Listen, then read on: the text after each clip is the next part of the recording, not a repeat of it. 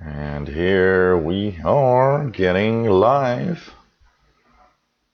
Hopefully everything will be alright. Let's check it out. See if everything is good. Yes, it does seem good. Pretty good. Nice picture. And here we are live once again. So everything's all right. Everything's okay here. And hey, everybody, welcome aboard. This is the live tech show number 73 for Tuesday, April 18th, 2017. This show is every Tuesdays, 3 p.m. Eastern Time. That's 1900 Universal Time. And we have your tech questions answered, hopefully.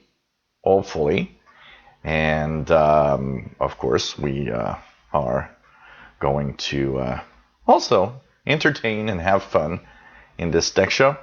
So this is number 73.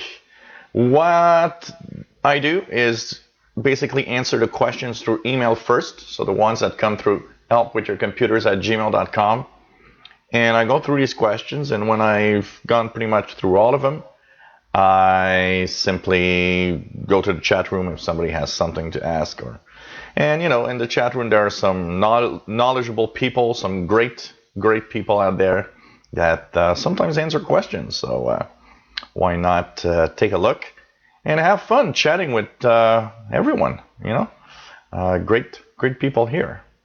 So hope everybody is okay and that everything went well for Easter weekend for most of you. Here was a quiet but interesting and fun Easter weekend. One of those, just let's take it easy as much as possible. So nice to have everybody on board. Hello, everybody in the chat room. And I'll go back to the chat a little later on in the show. So it's nice to have everybody here. Okay. Ways that you can help me, very important. Patreon.com/radioandcomputers. You can become my boss, give me a little something that is deducted every month. And hopefully you can help me continue in this venture of live shows, videos, and entertainment on YouTube Live. And who knows, maybe other platforms soon. PayPal and the Yahoo email that you see here is also another place where you can send me a little something. All you need is a PayPal account. And from there, you can send me a little something. Some people sometimes ask me, I don't have a credit card or anything. Well, on PayPal, you can just link it to your checking account. So you don't even need a credit card if you need to send a little something. So thank you for everybody that already has donated. You guys have been great. And of course, if you are one of those that never donated and I helped you fix a problem or you just love what I do, why not think about it? A little something, any amount helps. And don't be shy, even if it's $1, it's, it's fine. It's absolutely fine. I get some people that sometimes seem to be shy because they're giving smaller amounts. And it's like, don't be. It's really cool. You're giving something, And thank you, everybody that have donated already.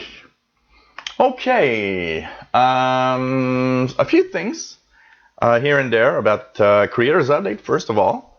So Tim Robinson, I saw in the email, says that he's finally done the Creators Update. So that's cool because he was having problems with that and was kind of sad that the Windows the Creators Update would not install.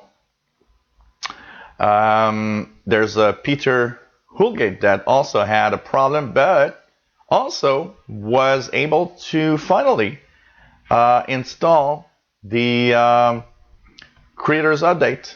I was finally able to have it installed, and it was going well. So that I'm happy that it fixed itself somewhat, and it's pretty cool. And that is really, really nice. And of course, there are some issues. There's Doug Stevens that says that he upgrades. He goes, through all of the upgrade thing, and at the end, it restarts, and no installation has taken place or nothing. So okay, and it says it completes at 100%. Okay, so here are a few, details, a few things that I'm gonna talk to you guys about. First of all, there are many reports. I would say the number one issue with Creators Update is what I've seen pretty much everywhere, is not that there's something wrong once it's installed. That seems to go very well. It's the reports that a lot of people are saying that they have not been able to install it. Either it starts downloading, it starts doing something, it fails at some stage. Some say that it's gone all the way through, but just gives an error message. There are a few reports, quite a few reports of people are being unable to install the Creators Update. First of all, I want to say one thing. A lot of you have mentioned before the Creators Update gets there, there's sometimes a Creators Update security, or not security, but privacy update. And many people seem to be stuck there because they haven't let the update complete itself. So when that privacy update appears, you've got to restart your computer. You've got to make sure that it completely installed. If it appeared, it installed, and you have not restarted, that process of the Creators Update itself installing on the PC cannot work.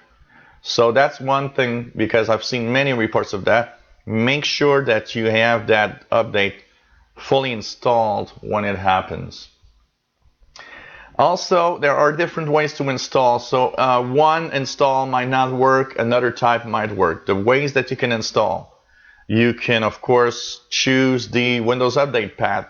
See that the Creators Update appears in your Windows Update, and there you choose to let it do its update. Now, the thing is, when you do that, it sometimes can happen that it can't work within Windows Update. So if you have an issue because you've done it through that, then I would actually tell you, go on the Windows page where you can, the Windows 10 page from Microsoft, where you can upgrade from there. So there are other ways on that page to upgrade. First of all, you've got the upgrade button. The first thing that you see is the upgrade button on that page. And so when you get there, you can click upgrade and see if it works through that place. If it doesn't, Media Creation Tool. Down the page, there's the tool, Media Creation Tool. You click on that, you download it. From there, once again, you'll have the possibility to upgrade this PC through the Media Creation Tool. So just update it from there and see if it works. So that's another way to actually upgrade your Windows 10 operating system. That doesn't work, you can create with the Media Creation Tool a USB thumb drive, a DVD, upgrade from that also. If all fails, you can. It's not the best. It's not fun for anyone to do it, but clean install. And I'm coming with the clean install videos now. I've started with one yesterday. Tomorrow I'll complete the clean install series. So tomorrow you guys will have a clear idea of how to clean install on your computer with Windows 10. And so that's coming tomorrow if you need help in understanding how it works. It's rather easy to do, but a little tricky, a few things to understand. So you gotta understand that there's all of these ways to install Windows 10 and upgrade Windows 10. One thing that I did see in a blog post, is that there seems to be maybe one little thing that blocks for some users, and that there could be soon a cumulative update released that would fix one issue that they've noticed about the update not going through. You might want to wait for that also, if you have problems. And don't hurry, don't worry. If you get the update, it doesn't work. You know what? Remember, try it a few times. Try it a few days apart. Try it at try the different methods. One of the things that's important to know is that sometimes what you are doing on your PC can prevent Windows Update from working correctly. Meaning, you know what? Shut it down completely. Restart, and the first thing you do is check for that update and install it. It might fix the issue. Sometimes we do things on our PCs, and what we notice is that finally it just doesn't, go through because of something we've been doing or a process that Windows is actually working on that prevents that from happening. So there's all of that happening. Questions that I get a lot. I've not received it yet. I wonder if it's normal. Totally. Okay, don't hurry. Don't hurry about it. Don't worry about it. And don't hurry to install it. Wait. You know what? One of my PCs here that I left to wait for it is a 6-7-year-old Dell, and it isn't there yet. When you look at Windows Update, it doesn't appear. It's normal. It will at some point. Anniversary update, if I remember well, took at least 2 to 3 months before it appeared there. Now I expect it to appear sooner now, or having a faster time of appear, but basically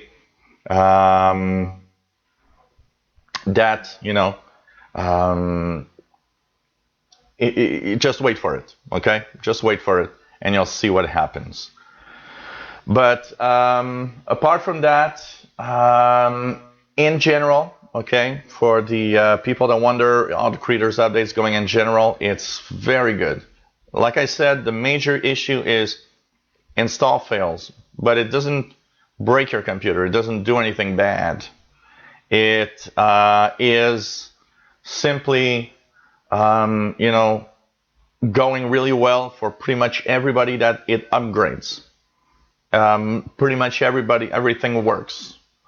Like I said here on my Toshiba computer, Core i5 that I have here, my main machine, it's the first upgrade that actually goes 100% well, because before I always had an issue, no Wi-Fi or something was missing or driver was missing. But you know what? On this time around, it's flawless. It installed and upgraded really, really well. So, I think they have a winner here in the way that it's upgrading your computers. The only problem is that, problem of mostly the failed upgrades that just don't work, that people say, well, I want to try to, I want to basically, get it and it can't install. Well, yeah, that's really the biggest problem here. So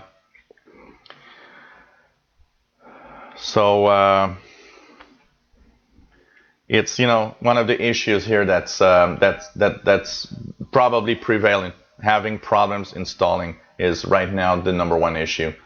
Apart from that, very little problems. I haven't seen really major issues. I haven't seen much complaints about anything wrong after Creators Updates there, basically. Questions that are coming also for a few things. There's let's just go back here. One of the questions started this a little bit, but like Alex Tuttle was talking about IPTV and Hulu and all of that, and it's a question that comes regularly from viewers, according to what I think and what's going to happen. So, of course, you have online services like YouTube TV, Hulu, Netflix. There are a host of different services that are appearing here and there that want to give you the possibility to connect and to get, the main channels on the internet, basically. The thing is, so first of all, okay, there are different ways that we get channels on the main way that most people have is cable TV. So cable TV is that way that pretty much all of us get our TV channels. I get most of my TV channels from cable TV. So here's the cat, the mascot, that's saying hello. Let's see if he can turn his head here. Yeah, here says hello to everyone. So one of the things about cable TV is, of course, it's not like internet. It's something that you have to be at home, or you have different ways of watching stuff sometimes. But mostly, it's you have a cable that goes to a box somehow and gets all the channels on your TV. Then you've got online services and IPTV and all sorts of things. What happens with that is that basically the same channels are streamed through your internet connection. Now, one of the things, because Alex says, well, anything like IPTV and Hulu and all of that will someday be the way we watch TV. Here's the thing that's happening, and that's very, very, very unique, and that makes this probably more of a problem. Most of us and most companies that give us the internet are also cable TV providers, and they have no interest in having us watch our TV through the internet. So they're always putting all sorts of ways to prevent us to do it. You put data caps, so a lot of internet connections will not have enough data for you to watch, for example, TV every night through the internet. Just watching Netflix is many, many gigabytes every month if you watch it regularly. I watch it 3 or 4 times a week, and I gotta say, it's a lot of data. I have friends that told me they consume 300, 400, 500 gigabytes of data just watching Netflix and YouTube. So that's the biggest issue. These companies want you to stay connected through cable. So what they do, they put data caps. The data caps are not there to prevent, the network congestions or anything at all. It's, really a way that these companies have to kind of stop you from watching stuff through the internet too much and force you into still paying for cable TV. So there's all sorts of little things like that are happening, and that prevent these services from really going on. Now, as we go ahead, more and more services are trying to, get the different, TV channels to come through their own services. And I would guess that at some point, someday, even the cable TV providers will say, look, let's charge an amount for the internet and everything will go through there. Basically, when you watch cable TV today, because we all have these HD boxes and everything, we're just downloading data. It's almost the same as the internet. We're downloading bits that we're watching, but it's on a different, kind of network, different frequency for the cable providers. But it's, it's interesting. As long as you got a fast internet connection, there are all sorts of things that you can watch. And slowly, there are new services. Will it catch on? What's probably going to help push these services is that the young generation here today, the young generation is the one that mostly watches YouTube and Netflix. And that means that eventually cable TV providers will have to adjust the content that they deliver, because that generation is pretty much a cord-cutting generation. They don't want to have cable TV. They don't want to have 300 million channels that you don't watch. What's the most annoying thing about cable TV? Simply having, I've got here maybe, 100 and some channels.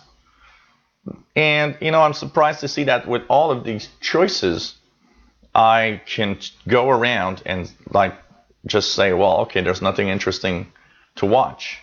Or, I'm going to watch something, I'm going to watch a rerun of some old stuff.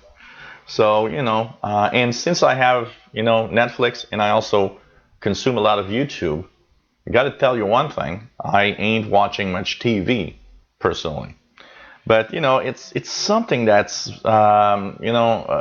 coming slowly.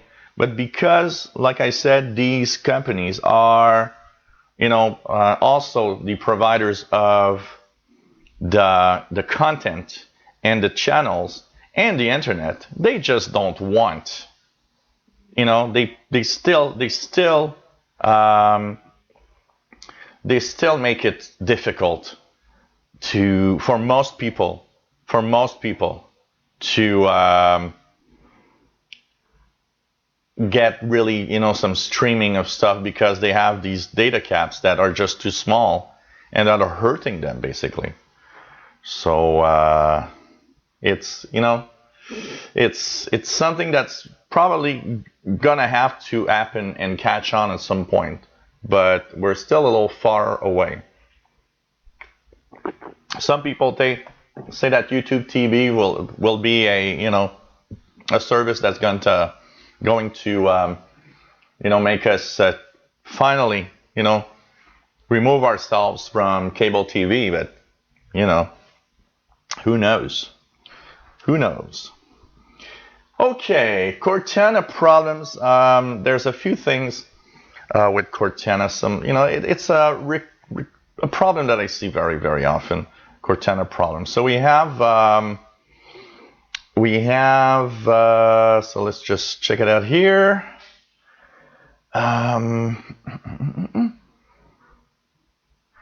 Steve Martin.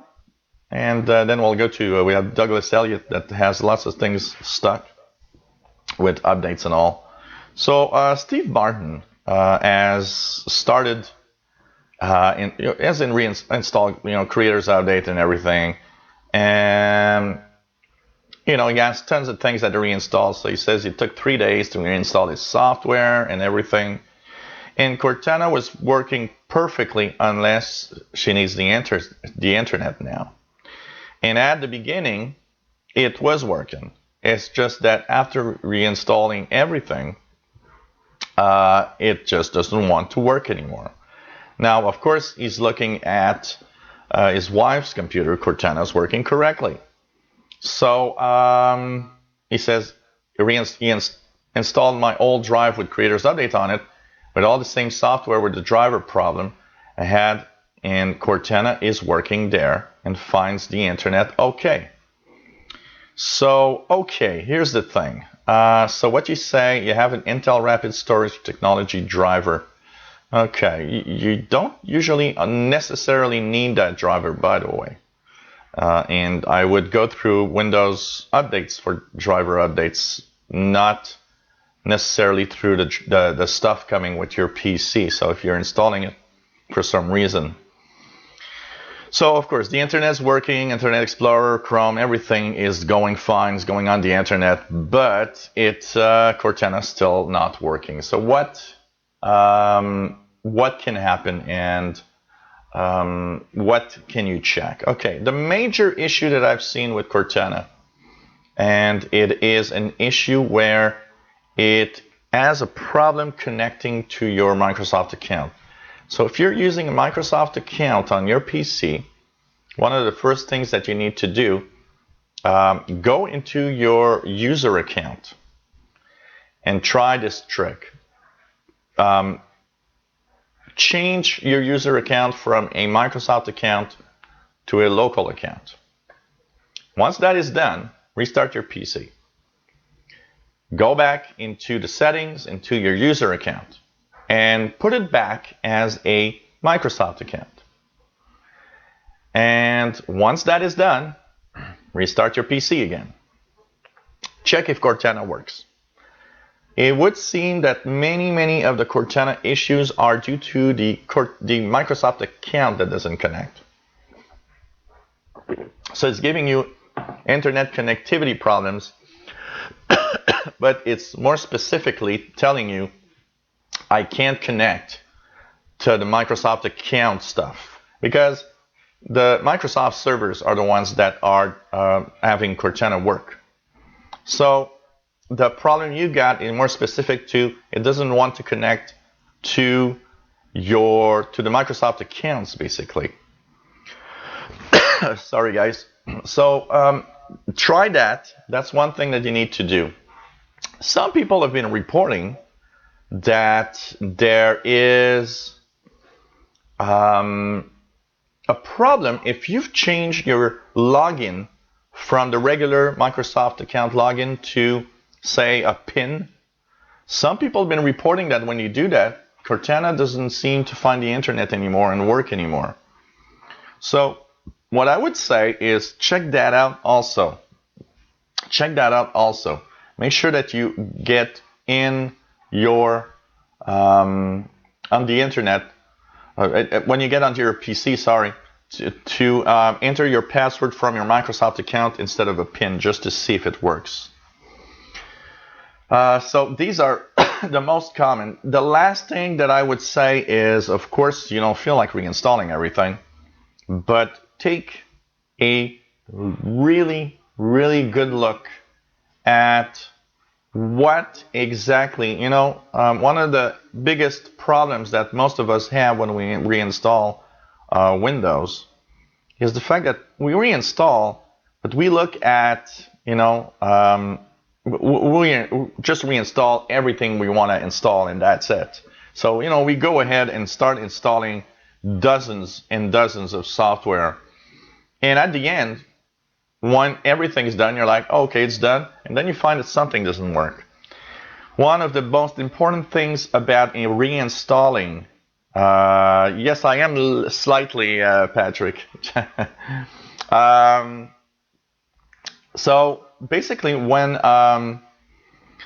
you reinstall Windows on any PC, whatever, one of the things you need to do is make sure that you not install everything in bulk. Install the minimum stuff, see if everything works fine, and slowly go ahead with each pieces of software that you need to install. And check it out every time you install something new, because something can also break. Something can also break Cortana while you're installing. If you have third-party antivirus, if you have third-party, firewall, others than the Windows Defender stuff, make sure it's not your antivirus or the Windows Defender or the firewall from your antivirus that's blocking Cortana somehow. And make sure that you check correctly for every little piece of software that you might install that actually might change something on the internet or on the way that the computer connects to the internet. And last but not least, unplug your router and your modem. Shut down your PC. Plug back the router and the modem. Wait for them to work well. Turn on your PC. Try Cortana. Some issues might be just because your own PC doesn't connect well, and by restarting your router, it works okay. You might have done that if you've had internet problems with Cortana, but these are the things that I would say to try.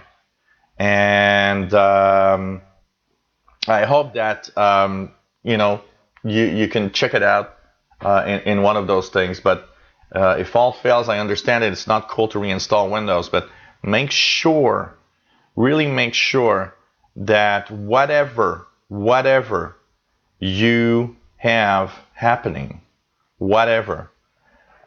make sure that you, if you reinstall, just go slowly, one thing at a time. Don't install 30 pieces of software all at once. Go slowly and check out if Cortana still works after this or that. You might notice that it's one specific item that's breaking Cortana. But it's very, very difficult because, with all the software you have, I don't see your PC, I don't have it in front of me. and it's from a distance very difficult to do anything with and understand what might be happening. There might be something that I have no idea that I'm not seeing right now on your PC, that if I'd be there, I was like, oh yeah, this is what's breaking Cortana. So that's all I can say. And good luck with that. For some people, let's say Cortana doesn't work at all. A lot of people say it doesn't work at all. Just remember one thing, is that Cortana needs to have specific language and places to work well. That means if you're in a country, make sure that, first of all, you're in a country that it's supported. There's a list of countries that supports Cortana. There are many countries around the world where Cortana does not work. If you're in a country where it's supported, make sure that you have the correct language packs installed. That's one of the biggest problems. Having the Cortana language packs and everything okay for it to work is very important. That's also something else. And finally, Cortana in my language, when it will be there, you know what? Microsoft is trying to do the best that it can to bring Cortana, but it's a very, very unique and a different experience. You might think, well, it's available in the United States in English. What's so different with me? Well, Cortana is a personalized service.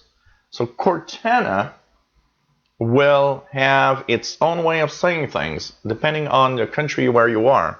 Cortana in the UK, Cortana in Canadian English, and Cortana in US English have their own expressions, their own way of talking, so that the experience, looks more like a United Kingdom or Canadian or USA. That's why it's funny that sometimes you might be in a country, speak English, and say, why does Cortana not work in English in my country? And you can fool Cortana if you want and have her working. All you have to do is just simply, set your region and your language to USA, to US English, and Cortana will work. You can fool Cortana and say, hey, I'm in the United States, and it's going to start working even if you're in another country, if you don't have it in your own language. Okay, before I go to NSA hack tools and stuff, I wanted to talk about, there's a few questions that come to me from let me just check that out here. Okay. Douglas Elliott has several little problems with stalled updates, and now he say that he got very, very slow Windows Store downloads. First thing that I would do is shut down your PC, unplug your modem and router, wait 30 seconds, plug back the modem and the router, restart your PC, and check if it fixed anything. As for the update that's stuck, Windows 10 Creators Update privacy settings, it's not a security update. This is really a specific update for a Creators Update, but it has nothing to do with security from what I understand. Now, do it like I say. Make sure that you you shut down your router and your modem. It might be a connectivity issue between your computer and the modem or the router. So make sure that that's out of the question. So you say you ran the diagnostics tools and everything, it found nothing. Really something that's happening with your connection. I would make sure that you have the latest Wi-Fi, if it's on Wi-Fi driver, to make sure that the connectivity is good between your computer and your internet connection. One thing I would also try is if you have a Microsoft account, do like I was saying a little earlier to Steve Martin with the problem.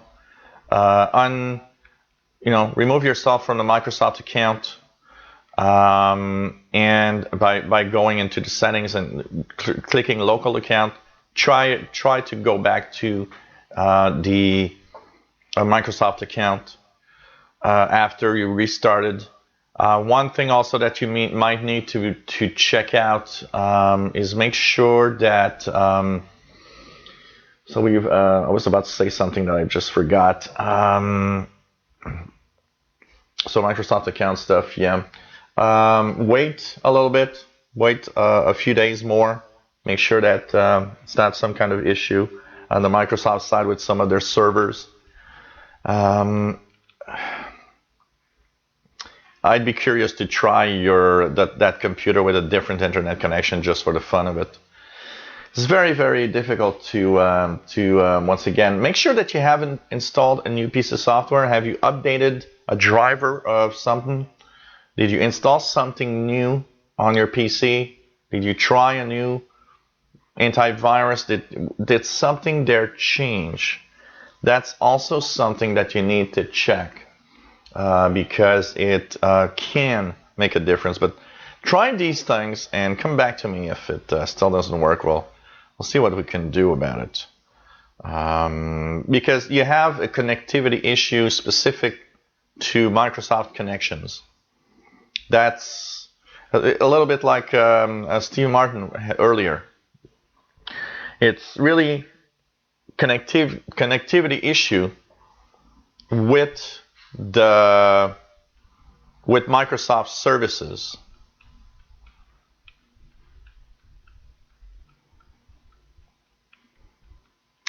Be careful of ear trumpet, Douglas, because ear trumpet, I know what it is. I've had a lot of problems with ear trumpet, by the way.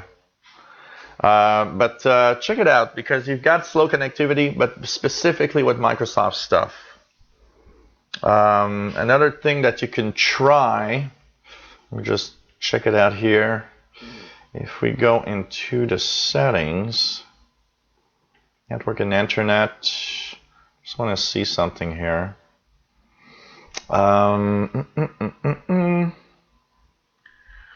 Yeah, one thing that I would try, and also you can do that on your PC, I would go into the settings. I would go into network and internet. Down the page there's something called network reset. Reset everything and reconnect to your Wi-Fi if you're on Wi-Fi. And we'll see what, because it's clearly a connectivity issue with the Microsoft servers directly. Something's preventing your connection to be okay with the Microsoft servers itself, because you don't have any problems anywhere else. And I'll be checking for other things that I could actually think about that will help you with such a problem. Once again, it's very difficult because I don't see your PC, I don't have it in front of me, and it's not always easy to be able to, to help when I don't see how and what's happening on the computer itself. Okay, and I would reconnect, reset if you're on Wi-Fi, reset your connection. Just remove it from the list of Wi-Fi connections and reconnect as if it was a new connection, brand new connection. One thing, that's also for anybody that has issues in the downloading of stuff. One thing that I often do when I go to clients and there's one issue specific to a problem specific to one part of the internet, like in all of your cases today, there's a similarity. It's all connecting to Microsoft services. Right click in the start menu, go to device manager, and there in the list of devices, what I often try when something is happening like that is I go to the driver of that device that connects. So if you're on Wi-Fi, you go on the network adapters and you right-click on your Wi-Fi. If it's not Wi-Fi, you'll have another one called, Ethernet controller or something like that. Right-click on it, uninstall device. And when it's uninstalled, go on the top of the device manager and click Action and scan for hardware changes. It's going to force it to reinstall the driver for your Wi-Fi or your Ethernet connection. And that often fixes issues because it kind of resets a big chunk of how your computer connects to the internet. So that's another thing to try. And give me news. Tell me how it goes after doing all of these things. And these are all little things that might fix. Tell yourself, Douglas, like Steve Martin earlier, it all is related to one connection, the connection you have with Microsoft's servers, the store, the updates, and not with anything else. So it has to do with something. And make sure that you haven't had any new software in the past few days or something. That's interesting to see. I don't want you to have to reinstall, clean install just for that. But try these, little tricks that I told you, and we'll see what happens. I've got a few questions coming to us from Frank, that is in Florida. And Frank says that he's read about the NSA hack and everything, and the information sent out from the shadow broker and all of that. The questions that he has technically is, first of all, should I be worried after all the news on the NSA hacks, both for his Windows machine, for his iPads, and for any other device that he would own? Well, you know what? No, you should not, because pretty much everybody told us that the NSA hacks have the flaws that they use to fix, to exploit. All the flaws, security flaws they used, are pretty much fixed on every version of every type of device. Microsoft took the time to put a TechNet blog post saying, no, look, these are the security bulletins and the fixes we had in Windows that actually fix all of the things that here were used. Apple took the time to say, no, our iPads, our iPhones, and our Mac computers are safe. They have been updated also to fix the issues that made these things go away. If you're on Linux, most modern distros of Linux have all had their updates that fix the security holes that the NSA hacks were able to go through in the Linux versions. So that's also fixed. The only thing that might still be flaky, I would say, is Android, because if you have an older Android device, or if you have a Android device that takes time to update and have security updates, maybe still a few devices could be at risk, but it should be fixed usually soon. Why do these people give all this information? Well, that's the thing that is interesting. Some people just think that it's important for us to know everything, which I agree upon, by the way. I think there should not be things like government secrets that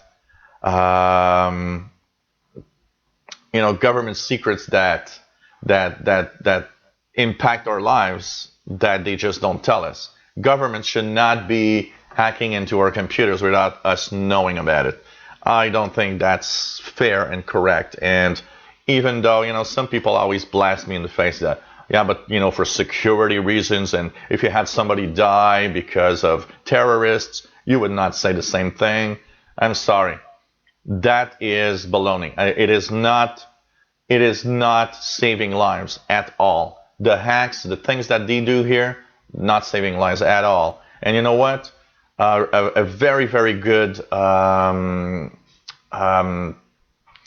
article that I read a few months ago was saying that 99% of the reasons why they know something is happening comes through just having somebody over there in the field talking to the terrorists, and they start having little bits of data here and there that something is happening.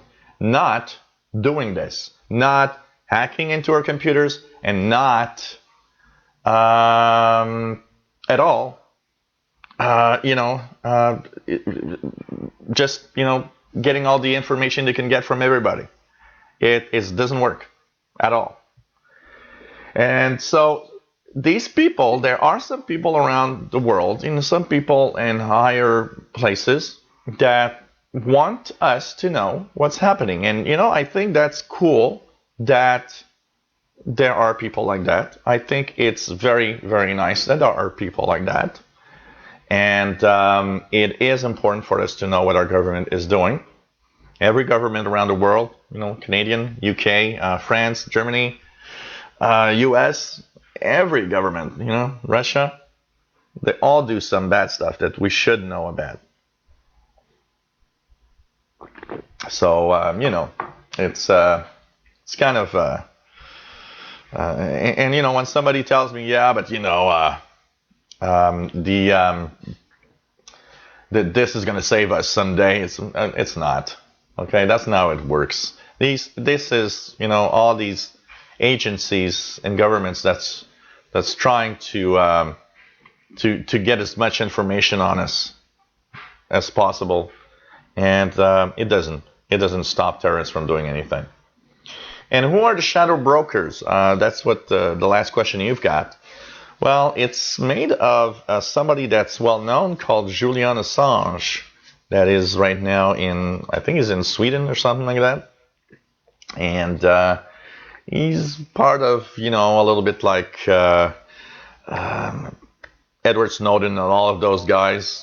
They're part of the people that think that we should all know about what's happening with our governments and what they are doing to spy on us. I think it's nice to have people like that. Unfortunately, it's a very risky thing, because you can be, Edward Snowden, who goes back to the United States, he's in jail almost certain, and then so basically, everybody is doing things and trying to give information, but it's part of all the leaks that come from the NSA hacks and everything. And by the way, the NSA hacks is not a hack. Finally, what we know is that it's one of the contractors that works for the NSA that intentionally leaked documents. Not anybody hacked. The Russians didn't hack the NSA. It's really a contractor that works for the U.S. government that has leaked the documents intentionally, because they thought it would be important for more people to know about what's happening. So, anyways, it's something when you think about it. Okay, questions that I've got from Mike. Mike says, hello, love your shows, really, really interesting, and loves the live shows. He's also started watching my radio live shows that he enjoys very much. He didn't know about shortwave radio. Cool. So his questions are concerning this year's iPhones and Galaxy S8. So he wants to know, there's going to be a new iPhone this year. There's going to be there's a new Galaxy S8 phone coming in a few weeks. And so his questions are, what do you think are the best? And when are these phones going to be available? What would you choose personally? That's pretty much the questions he has for me. And so, okay. The iPhone, probably not before September or October. And now even we're kind of unsure. There's a report that seems to say that there's a problem with the Touch ID sensor for the fingerprint reader because it would be under the screen and it seems to not work well with what's happening, with reading your fingerprint and everything. So they have apparently a problem that's big enough to basically maybe push the iPhone 8 a little later this year. So, it's interesting to see what's happening. I don't know. Will it make it, later or not? We don't know.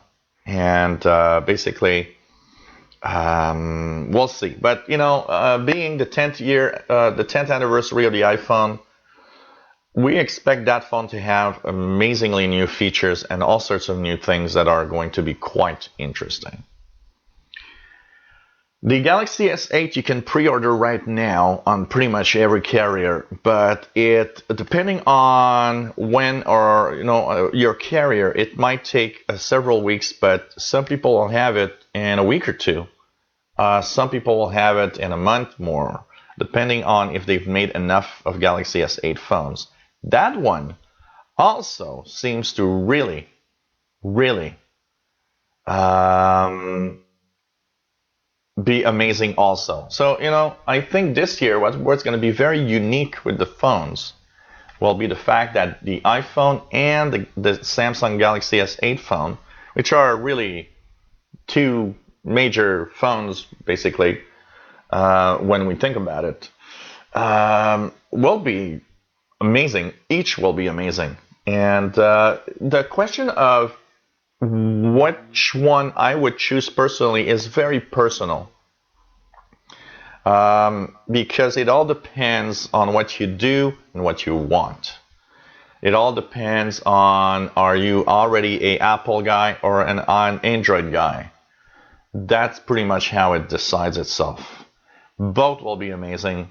What I like better of the Galaxy S8 is the fact that it runs Android, which is more open. And for a guy that tweaks a lot like I do, I have more fun with Android.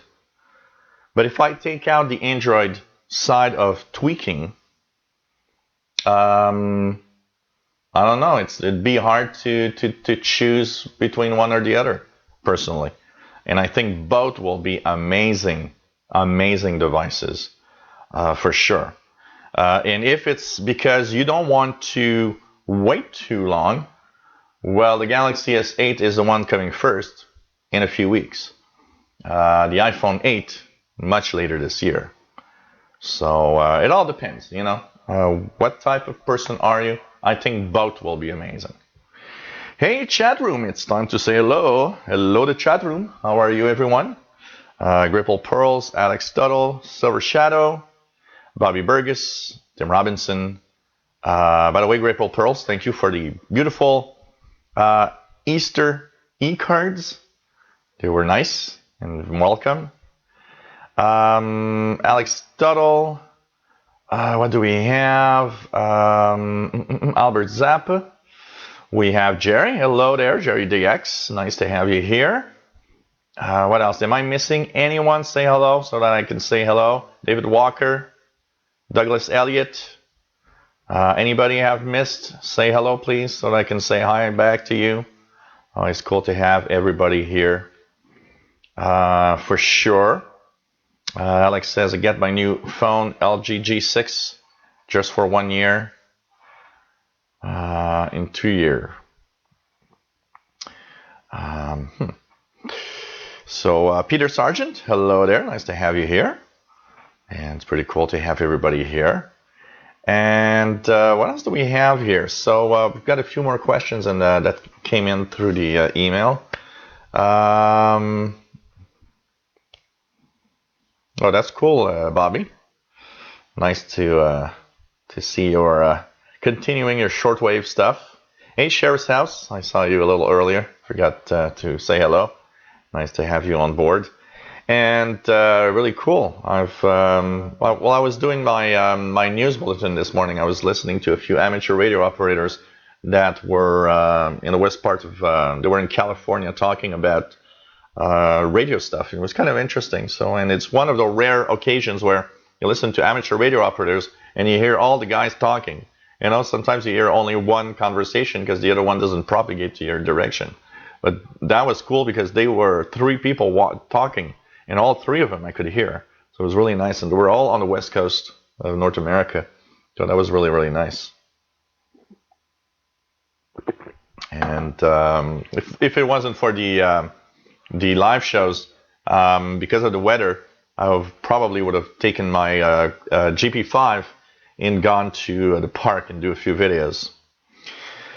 Jacqueline McBride, hello there. Nice to have you here. Roger, nice to have you here. Roger Jr. We have Adan Guardado. Hello there. Josh K. Hello there. Welcome, everyone. Nice to have everybody here. So remember that tonight, 6 p.m., we have our Windows Insider show, Windows Insider Hour.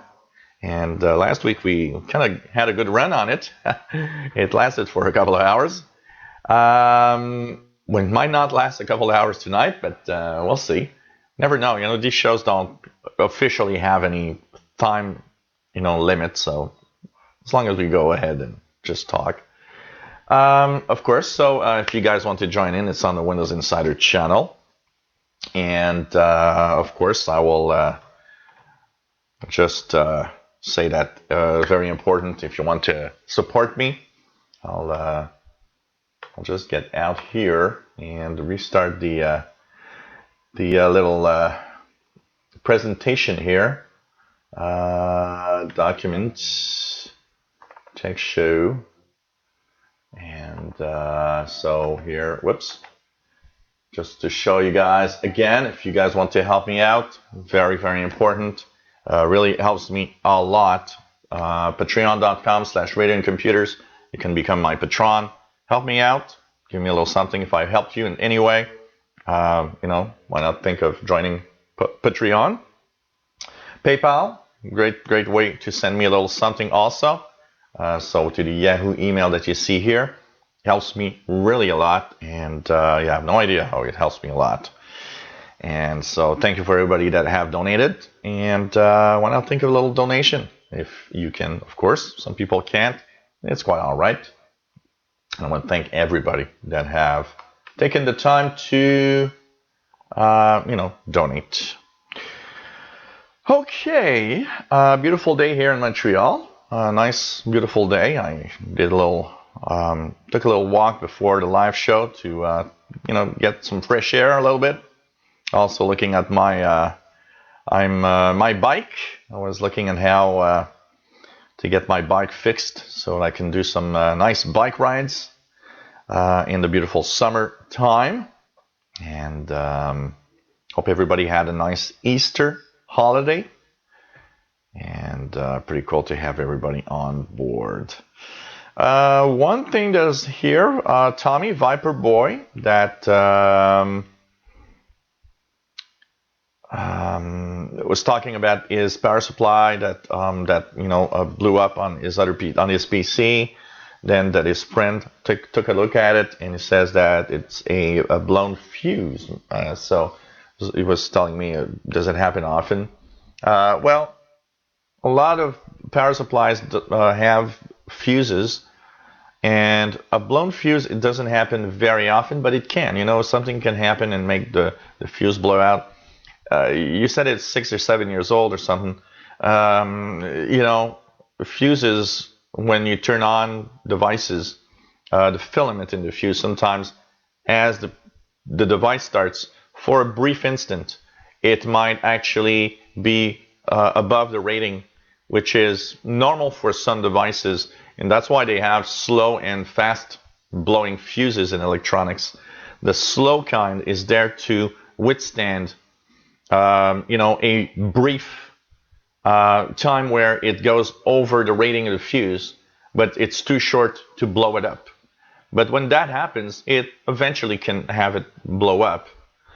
Not to under consider also. Now I remember it says that it really is coincides with the fact that you had a storm, so could be some power problems that actually made the fuse blow up. And remember that a power supply, even though it's working, if the fuse blew up, can sometimes indicate that the power supply itself has some kind of issue also. One of the things that I've seen also power supplies fuse blow up sometimes is the power supplies usually have, most power supplies, not every power supply, have a fan. And notice that I've seen some cases where the fan had a problem and it jammed and it increased the power that was required because it was jammed. It made the power go a little higher and would blow up a fuse or blow up some part of the power supply. I've seen that happen. So as far as your temperature range, you're on AMD, and 63 for me on AMD isn't critical. I do not think that 63, and you say that I don't think that 63 is that bad. You might want to leave it like that. Yes, the stock fan on AMD processors is never a very good one. The stock fan on Intel processors is much better. Yet, is it good for you to invest on a better heatsink and fan? Not necessarily, and 63.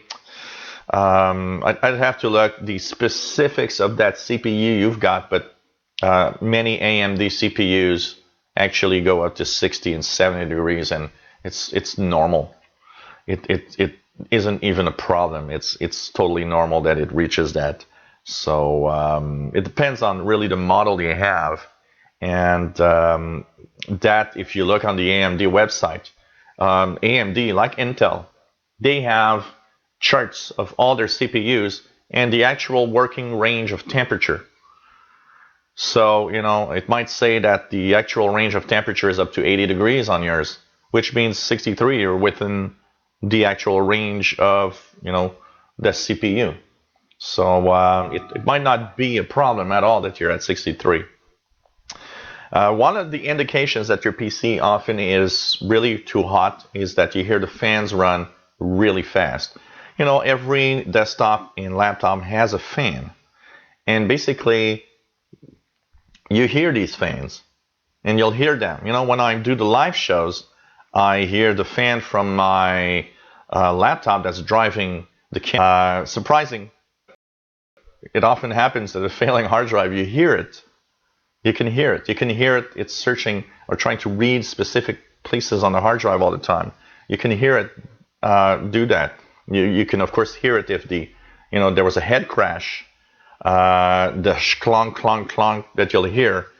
That's an immediate indication for a tech guy that okay, your hard drive crashed. We need to change it. And by the way, you've lost everything.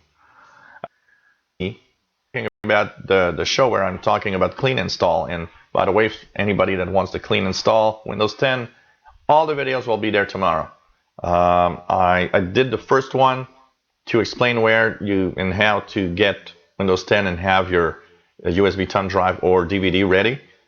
Tomorrow will be the full install of Windows 10. I'm installing it from scratch, showing you every little detail, every way, and what everything will mean, so that you can, even if you aren't really very tech savvy, you should be still able to understand how to install Windows 10. And I gotta tell you, clean install sounds complex. It's actually much, much simpler than you think. So you're mixed up by doing the USB thumb drive with Rufus or the media creation tool from Windows. No, you don't need two flash drive. One. You create your flash drive with one. Usually Rufus. You know, if I have to say you want to create the flash drive with the image file of Windows 10, I will probably tell you use Rufus because it works all the time, everywhere. But you either do it with the media creation tool or you do it with Rufus. So you need only one. It just depends which one you will use. I think Rufus is better because even if you have secure boot and everything, you'll still be able to boot with Rufus pretty much everywhere. And I've actually started doing my USB thumb drives with Windows with Rufus all the time because it just works everywhere all the time. So one USB thumb drive. And remember that you need to, it's time for everybody that has a USB thumb drive or a DVD of Windows 10. We now are at the Creators Update. It's time to update your USB thumb drives. It's time to update your USB thumb drives. Okay? Very, very important.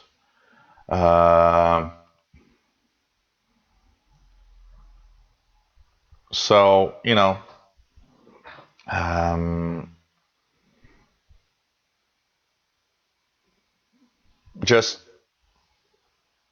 sorry, I just got a email here from Steve Martin, and we're gonna go back to it. So, anyways, recreate your USB thumb drives or your DVDs with Creators Update so that you start from Creators Update next time that you want to clean install or need that to install Windows on your machines. Why install an older version when you can just go directly to the latest? That's just so cool of a it's just so cool to have that in Windows 10, compared to Windows 7 or Windows, the older versions of Windows that you had to install a gazillion different things. So really, really nice. Thanks for the questions, Tommy, and hope it answers pretty much everything. Hey, Steve Martin is happy and gives me a nice thumbs up. And he says that problem with this is the new Asus motherboard, bad driver on the motherboard disk. So reinstall 3 more times without the one driver. Just ignore the drivers, and most of the time just use, I will say it, just choose the Windows Update to see all the drivers that it gets. It might get everything you need. So he's happy because the problem he had was because of a bad driver for that Intel Rapid Storage Technology driver. So now everything's fast. Cortana working great. As for installing files, slowly that wouldn't work for me. I installed over 200 games, 80 screensavers, and about 40 utilities. Okay. So you've got lots of stuff there. So cool. Nice to know that it's working. And nice to have a face also in the, it's kind of cool. He sent me a picture of himself, and it's really nice to have, put a face upon the names of the people that I see regularly. It's always really kind of cool. So cool, Steve. I'm so happy that it works. Tim Robinson, that is happy that he's finally been able to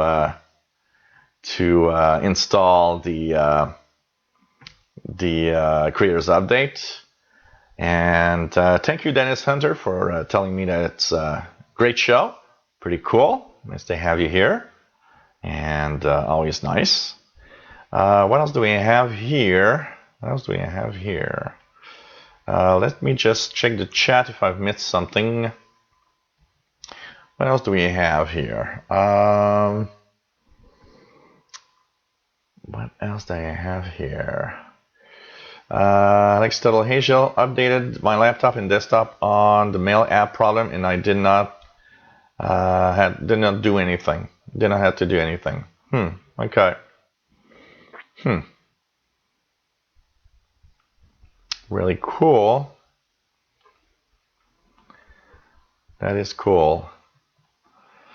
Yes, Grapple Pearls, all for you. You'll be able to clean install, and you'll be happy because you'll be able to do it by yourself.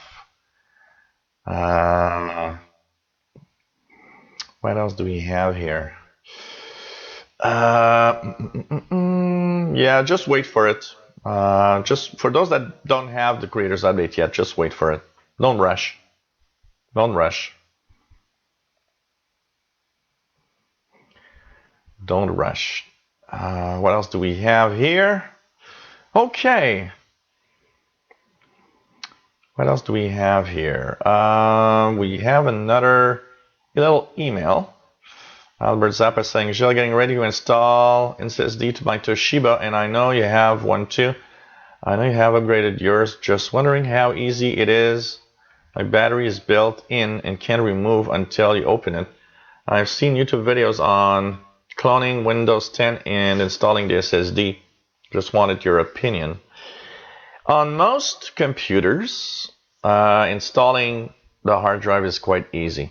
Toshiba's usually you have either a little door on the underside of your laptop or on the sides of your laptop. It depends. Most Toshibas, it's a little plaque that's underneath that you can unscrew. It's very easy. The thing is about cloning, what will be a little, if you wish to have the same install exactly but have it on the SSD, it will be to, plug it into USB and use a cloning software to clone it perfectly to your SSD. But it shouldn't be very difficult to install. It's usually very simple. I would recommend that you clean install using a USB thumb drive or something when you do that, and it should work fine. I can tell you that. What else do we have here? Is the way to keep AGC always check in the on position in microphone control panel?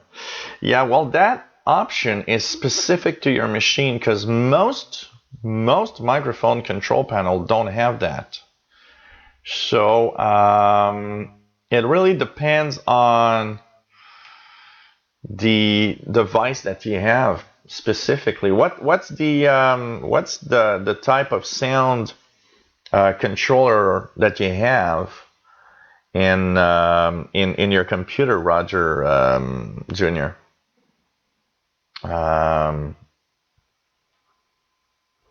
I'd like to know.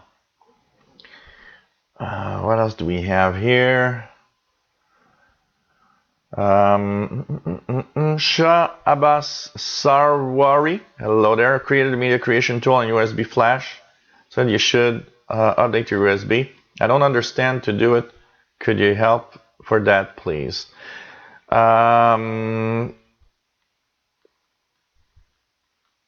well, what I mean by that is simply that, okay, if you've used a media creation tool and you've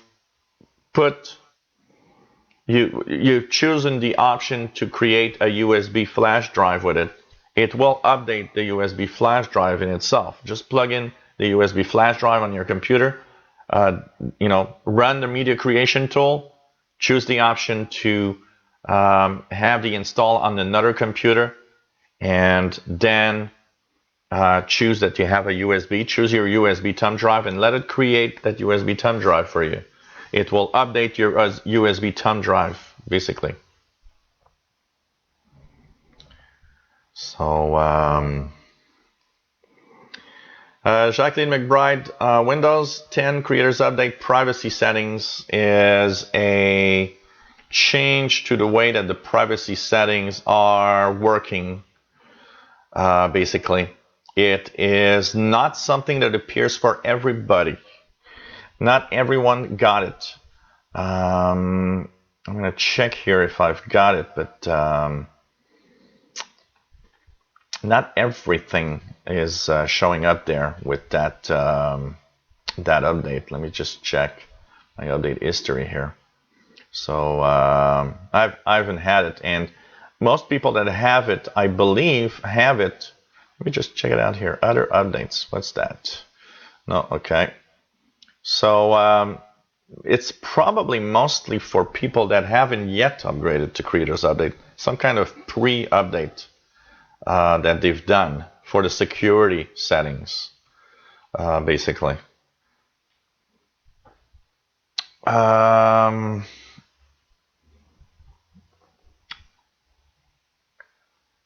Yeah, well, AGC is a control that is not on every sound card. It must be specific to your sound card, Roger.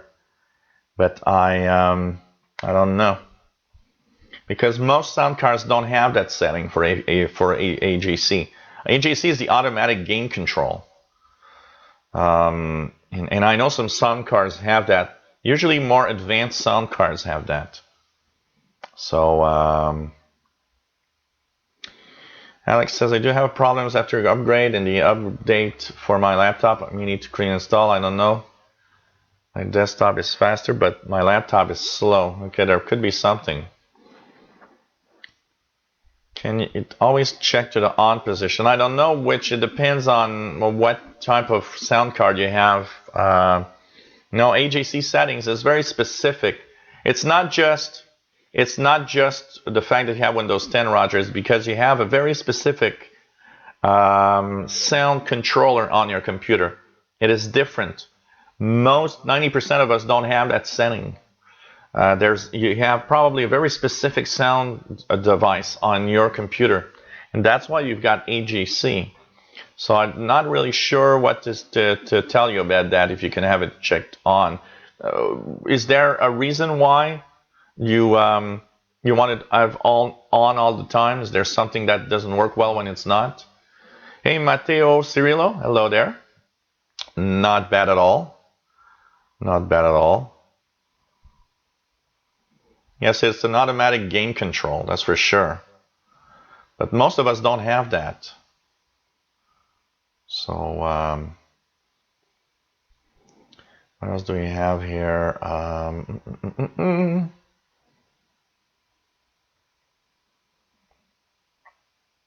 Can I delete the media creation tool from my laptop and it not hurt anything else, since I have no future plans to use it? Well, yes, you can delete the media creation tool. It doesn't hurt anything. Doesn't change anything for you to do so. Okay, there's some kind of gain on your, okay. I don't know. Usually it should probably keep itself on all the time, but you know, I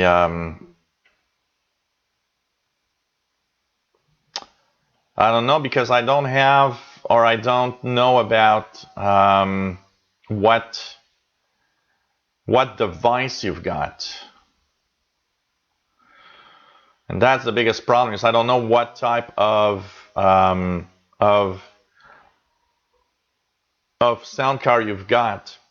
You know, for example, here when I or just for an example, Roger, when you right-click your speaker icon on the bottom right, and you go into recording devices, what does it tell you? Does it say, for example, mine says high definition audio device. So you must have something that's different than that. It must be a different type. Maybe with that we can help, or you know, I'm not really sure. What else do we have? A Viper Boy.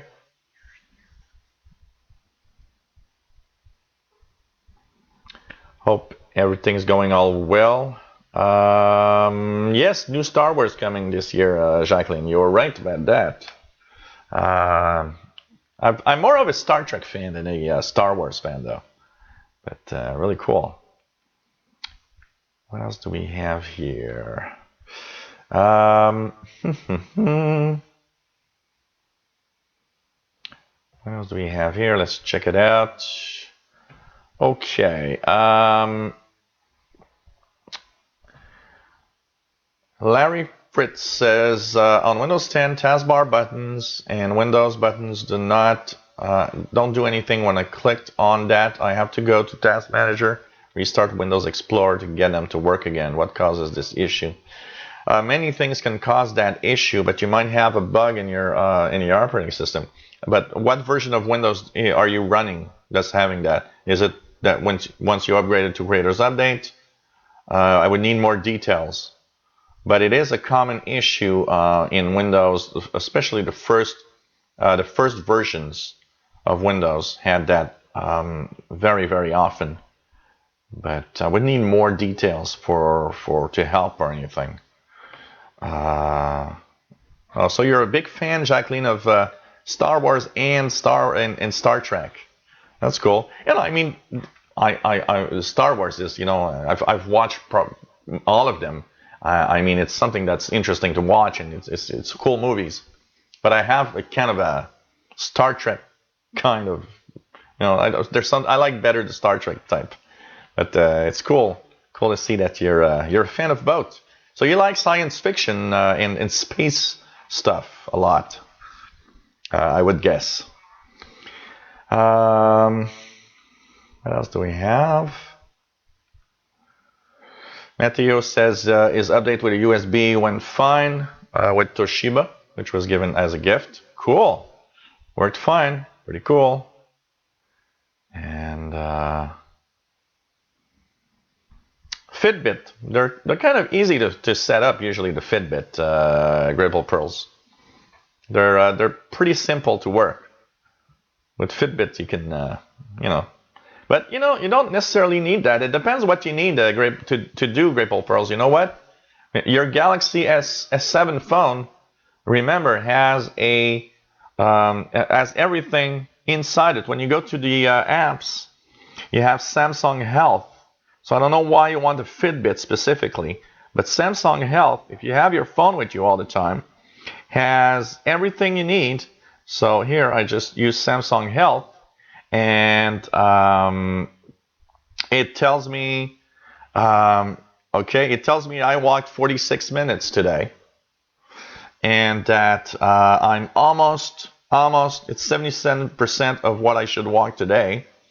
And of course, there's the heart rate monitor and everything. So everything is in here. As long as you got your phone with you all the time, it actually knows pretty much what you're doing in your activity, and you can measure your heart rate, and even measure your oxygen level in your blood. So you already have something that's quite good in your phone, Grapple Pearls. Just out of curiosity, you will have all that information. Should I set it up with the phone on my Google account or on my laptop through the Windows Store? No, I'd set it with your phone, because you have your phone with you all the time. So do it with your phone. Everything should be done with your phone with that. That's the best way to have it monitoring everything. And it's because you have your phone with you all the time. If you go to the doctors and you want to show something, you'll be able to show the doctor directly, and you have your Fitbit app right there on your phone. So you can communicate all that information between the phone and the Fitbit. You should really, really do it just on your phone. I would not have that on my computer at all. I would just use the app in the phone itself. And as you upgrade, if you upgrade phone or something, all that information will follow. So that's what I would do. Not bad, Tommy. Hope you are well also. No beer today. I'm on the coffee right now, which is pretty much empty and cold. I'll have for the Windows Insider show, we got some leftover buttershot that I was taking with Gabrielle when we were doing our live retro gaming last Thursday night, and I still have it here in the fridge. So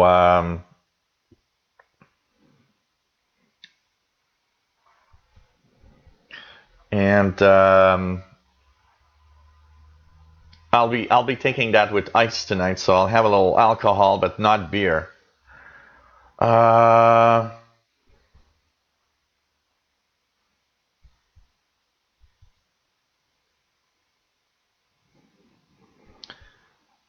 As for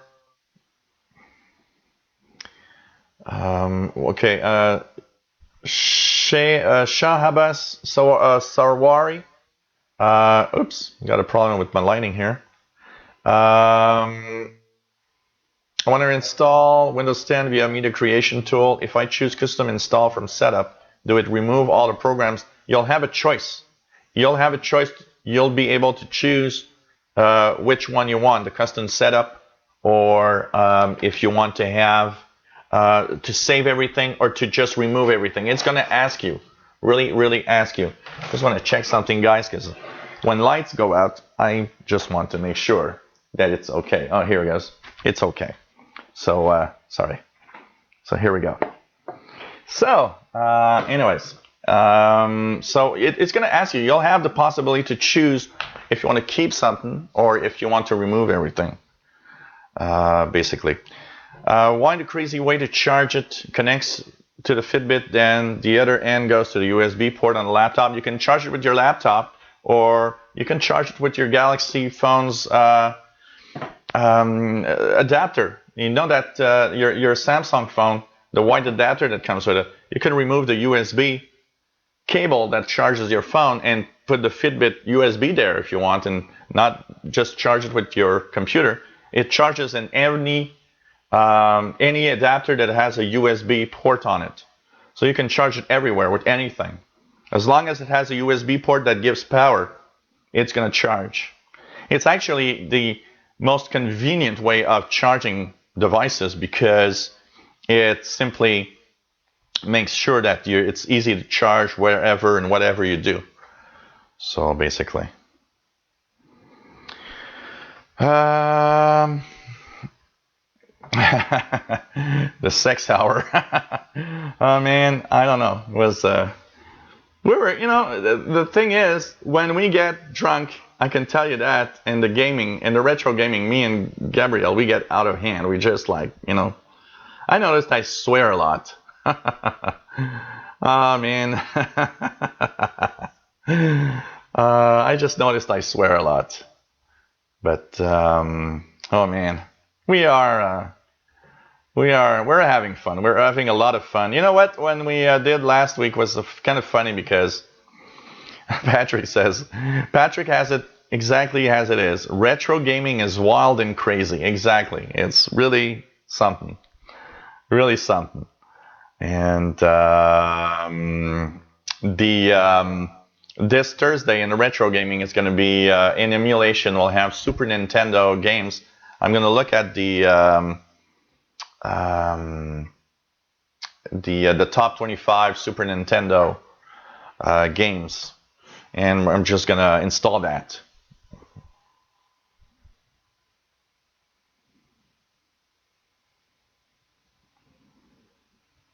No, Ripple Pearls, you don't have to plug it on your phone. You will plug it in the adapter that charges your phone. You have the wall adapter that you plug in the wall socket and the cable that goes to your Samsung phone. That cable and that adapter, you can remove the cable. It's a USB port on the adapter in the wall socket. You can plug your Fitbit in there if you want to charge it. It's going to work. So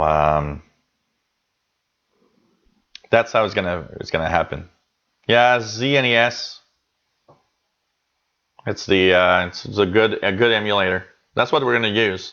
I'm gonna download like the 25 best SNES games of all time, and we're gonna go through that. So yeah, a few of the people at Sheriff's House have got the creators update in their updates. And portable fan blow. Yeah, Bobby, yes, of course, you can charge the batteries of your PL380 through, some TVs do it, depending on the device. So, yes, there is a DOS emulator. It's called DOSBox. And works pretty well for a lot of, I should check that out. You've given me an idea here. I should check out for some DOS games and try to have them running in DOSBox. That could be interesting. Some old DOS games. See if we can have him working. Really is nice. But DOSBox works well. It emulates, pretty much a 286 or 386 PC with, all the things like the drives, the CD drive and everything. And it emulates perfectly with the extended memory and so on. So it's really cool. Yeah, the phones themselves have USB Type-C, but often the adapter, like on this S7, this is a USB Type-C, but the adapter, the wall adapter, is still a regular USB connector, basically. Oh yeah, we do get nostalgic. When I play Commodore 64 games, or Atari or Amiga, I get totally nostalgic. I have, it's just incredible. Totally nostalgic. It's just amazing. So anything else before we wrap it up? And of course, come back as we will with the Windows Insider Hour a little later. Just a little later. And what are we today? 17. I just want to check something here. Make sure that I've not... Okay. Okay. Nothing new here. What else do we have? Anything else? Oh, okay. Okay. You have a wireless charger for your S7 Edge Grapple Pearls. Now I get it. You've got a wireless charger. Okay. You put your phone directly on it. Okay. So then again, just plug in a USB port on your PC, and it's gonna charge through that. Just plug it in any USB port. That's it. No, you're not. I was not realizing that you had the wireless charger on your Galaxy phone. And mine has the regular cable charger. That's why. So really nice. Oh, Jerry, I did that a lot this weekend with the Fidry, listening to PSK stuff. I was trying. Oh man, I have so much problems with. There was a mode on 14.07.2 that I was unable to find what mode it was. It sounded like MFSK32 in slower rate, but I've tried everything: Domino, MFSK 8, 16. Every mode that resembles, and I was unable to decode, and I was going crazy because I knew there was one specific mode that I must be not doing right. But it's super fun to listen to these digital modes, for sure. And it's really nice. So yes, I answered your questions, Tommy. You arrived just a little too late. Like I said, your AMD is at 63 degrees, I think, is not necessarily a problem. Can I set it up on my phone and also on my laptop using it, Windows 10 Store, Fitbit app too? Yes, absolutely. Oh yeah, you can have it on all the devices you want. You can install it both on Windows and on your Samsung phone. No problem there. Yeah, it's going to work. And really going to work. So, oh yeah, for sure, Jerry. So sometimes it's funny, you try to understand, or you try to get what is that mode. Most AM radio operators, Jerry, use the same modes. You know that it's MFSK or Domino or PSK or regular RTTY. But there's always that ham sometimes that pops up, and it's like, okay, what is that? And now you have to kind of go crazy with it. The best JT65 decoding program, Bobby, is JT65HF I'll put in a chat here. That is cool because it decodes multiple JT65 signals at the same time. Because when you listen to that, JT65, there's many signals. So even if there's like 5 signals at the same time, it's going to decode all 5 of them. Very important, Bobby. Your PC clock needs to be perfect to the second to decode JT65. If it's not, you will not decode anything. It is dependent on the clock of your PC for it to work well.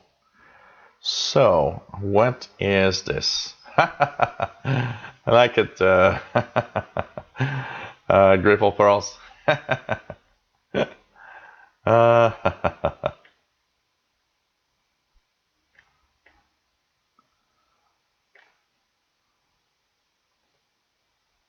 Love it. I love it. Seeing your four-legged baby girl. Beautiful. Just love it. Okay.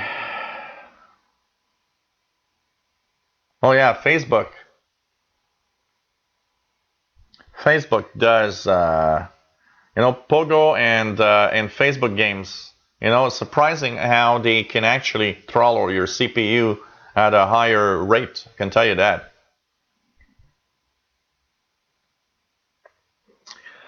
So, hey guys, we're going to say bye-bye for this week. Of course, if you want to help me out, send me questions here, helpwithyourcomputers@gmail.com. You can send me questions through the week, and it's going to help me get more answers for next week.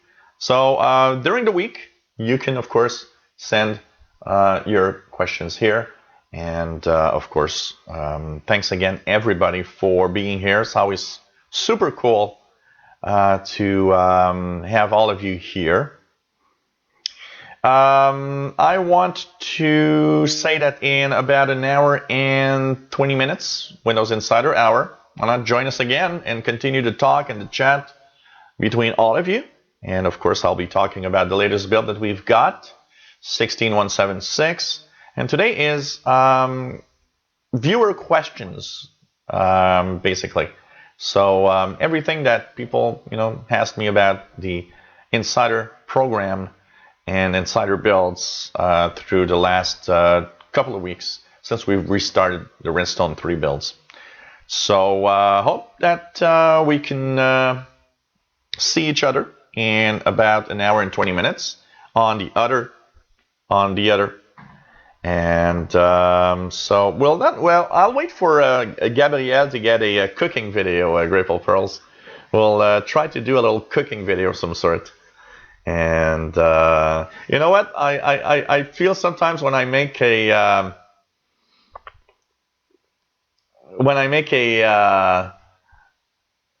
something to eat, I'm always like, man, I should just record it and put that. This is the recipe for cheesy macaroni or whatever. It's just cool. So yeah, join in, Viper Boy. Most people join back in the Insider Show just for the sake, for chatting, and you don't have to know that much about Insider stuff. It's and of course we have our regular people that are interested, and we have lots of questions today, lots of newbie questions of the Insider program also. And just want to, from the couch cooking. Yeah, that could be a cooking video. Oh, man. So, hey, take care, everybody. And I love you all. If we don't see each other later today, remember that we will have at 6 p.m. Eastern on the just make sure that you're on the Windows Insider channel. So it's youtube.com/Windows 10 for everyone /live. So that's where it is at 6 p.m. So in an hour and 20 minutes from now, 6 p.m. Eastern Time. And